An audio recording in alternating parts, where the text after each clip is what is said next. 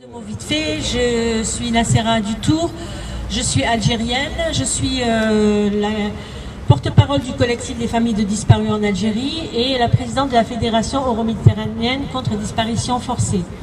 Voilà, c'est une fédération qui regroupe 26 associations du pourtour méditerranéen et des associations essentiellement victimes des familles, ce sont des familles victimes de disparition forcée. Je suis moi-même mère de disparus, mon fils a été enlevé, arrêté plutôt. Il a été arrêté en 1997, il avait 21 ans. Il avait la joie de vivre, comme tout. On a dit que c'était qu'un disparu, on a dit, mais ça ne suffit pas. Qu'est-ce que c'est qu'une disparue? Qu'est-ce que c'est qu'une disparition? C'est un crime qui comporte énormément de crimes. C'est un crime qui vous ronge, parce qu'il y a non seulement le disparu lui-même, il y a aussi la famille derrière, qui est rongée par cette disparition, qui est rongée par le non-droit de savoir, ce droit de savoir qu'on nous a enlevé. Moi, ça fait 20 ans, 27 années que mon fils a disparu et que je me bats pour savoir ce qu'il est devenu, qu'est-ce qu'ils en ont fait, pourquoi il l'a enlevé, qu'est-ce qu'il a fait, pourquoi j'ai pas eu le droit de savoir, s'il est mort, pourquoi on m'a pas rendu son corps, et si, cet enfant que j'ai élevé, c'est ça la mère de disparu, parce qu'on oublie aussi les parents de disparu. C'est les parents, sa mère, elle dit, moi je lui ai donné le sein à mon fils. Je l'ai nourri, je lui ai donné le sein, je l'ai élevé. Il a grandi dans mes bras, il était malade, je l'ai choyé, je l'ai soigné, j'ai pas dormi de la nuit quand il avait de la fièvre. C'est ça la maman de disparu, et le papa aussi, il y a les papas aussi, il y a les frères, il y a les sœurs, ça détruit une famille, ça ronge. C'est tout ça, c'est une énormité, c'est assez atroce de vivre la disparition forcée. On ne vit que pour ça après, on ne vit que pourquoi. On n'a pas ces réponses, pourquoi et pourquoi et pourquoi. Nuit et jour on se pose la question.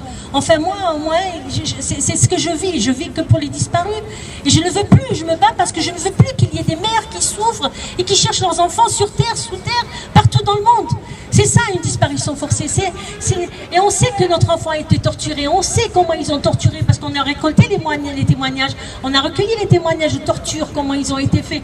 Ceux qui ont été enlevés, arrêtés en même temps que nos enfants, sont sortis. Certains ont apparu, ont eu la chance d'être libérés, on ne sait pas pourquoi, ils racontent ce qu'ils ont subi dans ces cachots, dans ces cellules, la torture, l'électricité, le chiffon, l'échelle, le cheval, toutes ces séances de torture qui ont des noms, parce que les tortionnaires, ils nomment leurs séances de torture.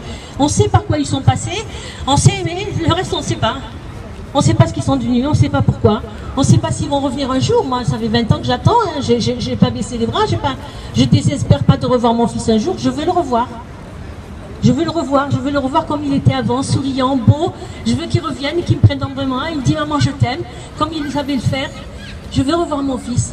Et c'est pour ça qu'il faut se battre, pour que plus personne au monde ne cherche son fils, n'ait à attendre le retour de son enfant, à surveiller la porte pendant les fêtes, pendant Noël, pendant l'Aïd, pendant toutes les fêtes religieuses où la famille se réunit, et l'absent, il n'est pas là. Il y a sa place, il y a sa photo qui est là tout le temps, il y a ses photos partout, mais lui il n'est pas là, il est où?